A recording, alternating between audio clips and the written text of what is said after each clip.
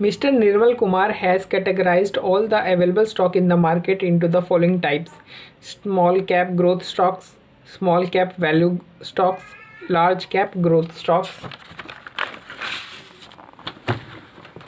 And large cap value stocks. तो जो mister Nirmal Kumar है उसके पास जितने भी स्टॉक्स थे उसने इन 4 कैटेगरी में उन सभी स्टॉक्स को कैटेगराइज कर रखा है। Mister Nirmal Kumar also estimated that weights of the above categories of stock in the market index. तो और मिस्टर निर्मल कुमार ने इन कैटेगरीज का जो वेट होता है पूरे पोर्टफोलियो में वो भी एस्टिमेट कर लिया है। मार्केट इंडेक्स मतलब पोर्टफोलियो, ठीक है। Further, the sensitivity of returns on these categories of stock to the 3 important factors are estimated to be। और जो इनके सेंसिटिविटी फैक्टर्स दे रखे हैं वो भी यहाँ पे हैं। तो देखो कैटेगरी स्टॉक है ना, 4 स्टॉक, और इधर लास्ट में क्या है, रिस्क प्रीमियम, ठीक है। ये क्या है अपना रिस्क प्रीमियम। फैक्टर 1 को बीटा दे रखा है, यानी फैक्टर 1 क्या हमारा बीटा, फैक्टर 2 बुक प्राइस और फैक्टर 3 इन्फ्लेशन। तो यानी B1 हो गया, ये B2 हो गया और ये B3 हो गया, और ये वेट है, ठीक है। The rate of return on the treasury bond is 4.5%, यानी जो risk free rate of return है वो कितना है, 4.5% का। अब हमें रिक्वायर्ड निकालना क्या है, हमें आर्बिट्रेज प्राइसिंग थ्योरी का यूज़ करना है और हमें एक्सपेक्टेड रिटर्न निकालना है। किसके ऊपर, मार्केट इंडेक्स। मार्केट इंडेक्स मतलब पोर्टफोलियो, यानी पोर्टफोलियो का हमें क्या निकालना है, आर्बिट्रेज प्राइसिंग थ्योरी के का यूज़ करते हुए हमें पोर्टफोलियो का एक्सपेक्टेड रिटर्न निकालना है।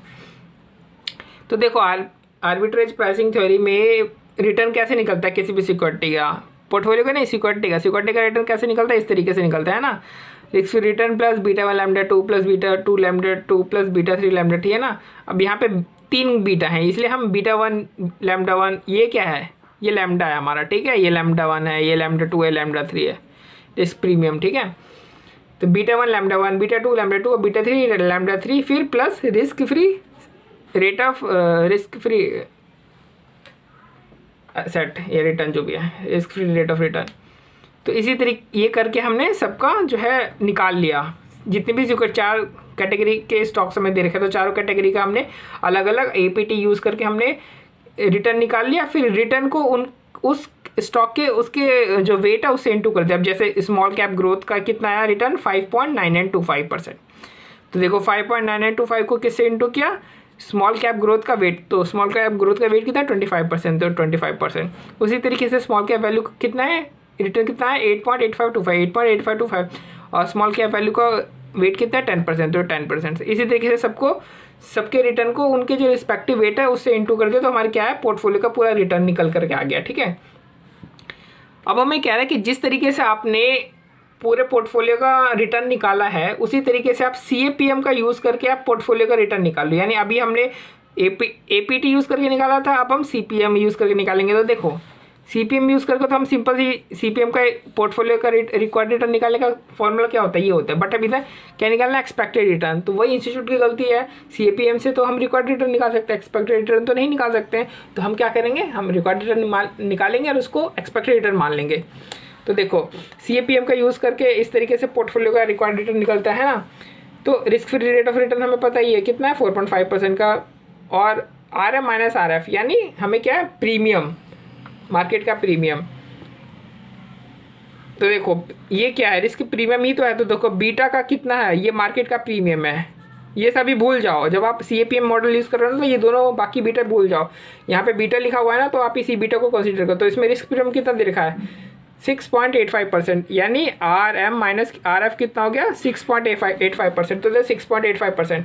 अब पोर्टफोलियो का बीटा चाहिए, तो पोर्टफोलियो का बीटा के लिए हम क्या करेंगे, बीटा को उसके वेट से इंटू कर देंगे। तो बीटा क्या है ये, और वेट क्या है उसका, ये तो हमने देखो इंटू कर दिया है ना। 0.90 का 10%, 1.165 का 50%, इस तरीके से हमने कर दिया। फिर सबका टोटल करके कर दिया, तो हमारा वेट कितना आया, यानी वेट नहीं, पोर्टफोलियो का जो बीटा है वो कितना आ गया, 1 आ गया। तो हमने यहाँ पे 1 रख दिया। तो आंसर हमने निकाला, आंसर कितना आ रहा है, 11.33%। देखो यहाँ पे भी 11.33% आ रहा, तो सेम ही आ रहा।